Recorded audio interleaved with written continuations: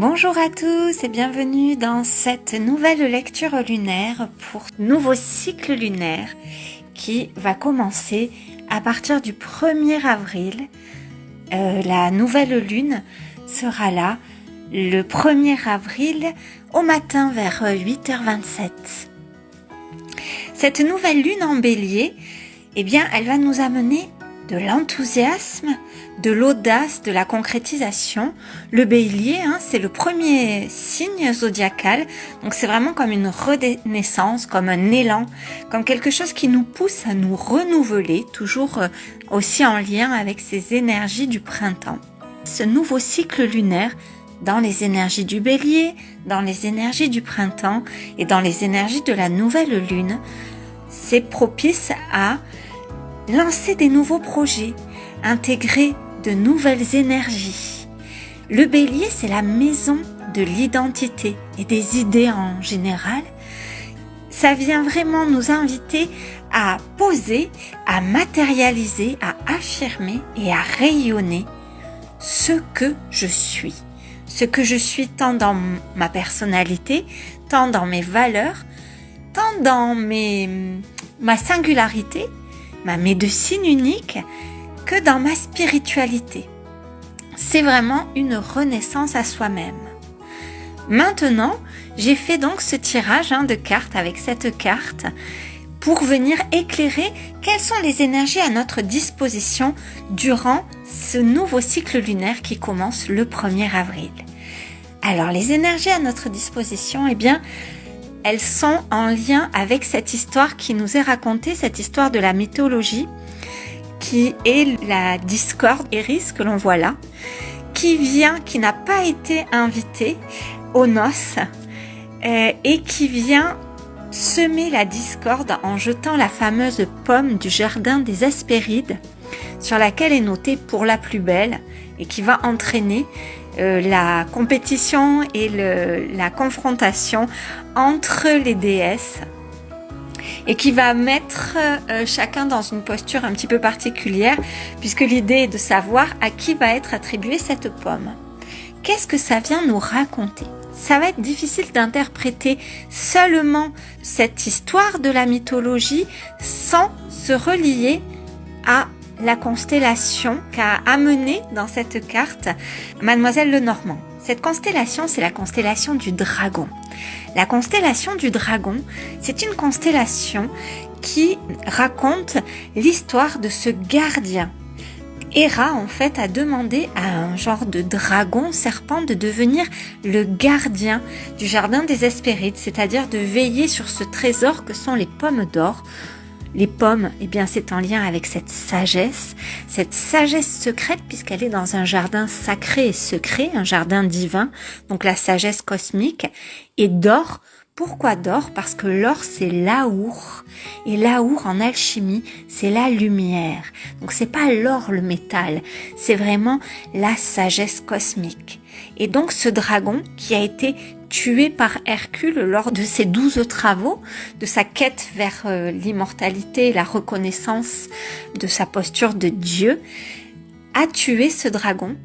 Et Héra lui fait don d'immortalité à ce dragon parce qu'il a été le gardien d'un précieux trésor et elle l'élève au rang d'étoile, elle lui fait une place dans les cieux, donc une place dans l'éternel.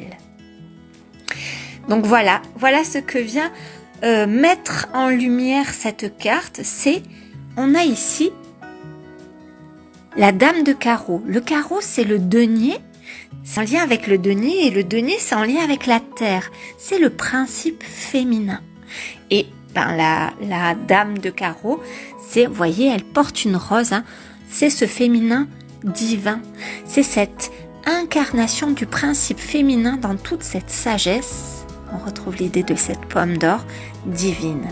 Donc ce cycle lunaire, il nous invite à ne pas se laisser amener dans la discorde, ne pas nourrir cette énergie, cette facette de nous qui est celle qui a besoin d'être reconnue au milieu des autres, mais bien de plonger à la rencontre de sa sagesse dans notre couple sacré masculin-féminin, de mettre notre masculin sacré au service, non pas du combat, de Hercule qui combat le dragon, mais au service de celui qui garde le sacré, à l'image de ce dragon qui a trouvé sa place dans l'éternel, à l'image de celui qui garde le sacré. Donc dans notre couple sacré à l'intérieur de nous, l'idée c'est vraiment de aller à la rencontre de quelle sagesse les expériences que je vais vivre dans ce cycle lunaire vont me permettre de mettre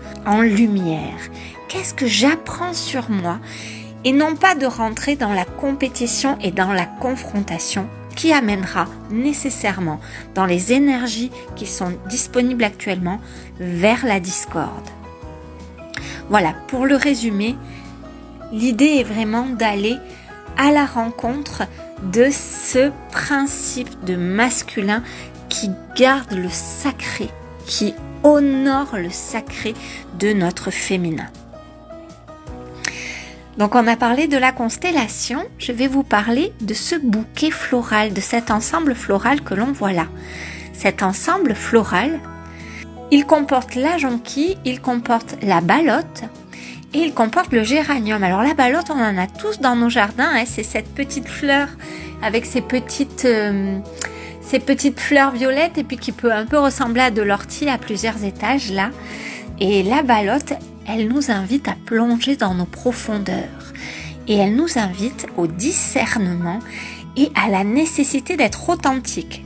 Mais avant d'être authentique avec l'extérieur, déjà être authentique avec nous-mêmes pour ne pas tomber dans la division en nous, dans cette fameuse discorde et ne pas être en quête de reconnaissance extérieure et tomber dans cette quête du paraître pour remplir son intériorité. La jonquille, c'est la joie et c'est la lumière. Donc c'est vraiment au travers de la vivance et du rayonnement de la joie et de la lumière qu'on va aller à la rencontre de tout cela. Et le géranium, c'est une invitation à se recentrer. Donc, pour résumer tout cela, eh bien, l'énergie yang qui est dynamisée par ce bélier, cette maison dans laquelle on arrive là, la maison du bélier, cette énergie yang qui est enthousiaste, qui est audacieuse, eh bien, mettons-la dans ce cycle lunaire au service du sacré, au service de la sagesse et non pas en réaction avec ce qui pourrait se passer à l'extérieur. La carte que j'ai tirée en complément, c'est dans le tarot de Marseille. Eh bien, c'est la papesse. À nouveau, on arrive sur le principe féminin. Vous voyez les grandes similitudes qu'on peut retrouver entre la papesse et la dame de carreau. On arrive sur ce principe du féminin qui est initiateur. Qu'est-ce qu'elle nous invite à faire, la papesse? C'est à plonger, à aller à la rencontre de l'initiation, non pas vécue par l'expérience, par la confrontation au monde, mais bien par le ressenti, par ce qu'elle fait naître en soi. Ainsi, eh bien, on renaît à nos vieux schémas, on renaît à tout ce qui pouvait diviser, nous faire nous juger pour incarner ce principe de la sagesse et de la pomme d'or. Voilà pour les énergies de ce cycle.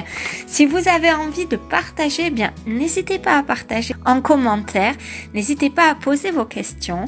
Si vous avez envie d'aller plus loin sur une carte, eh bien, pareil, vous pouvez poser vos questions en commentaire et je serai ravie d'y répondre. Je vous donne rendez-vous pour un tirage à la pleine lune. Au revoir.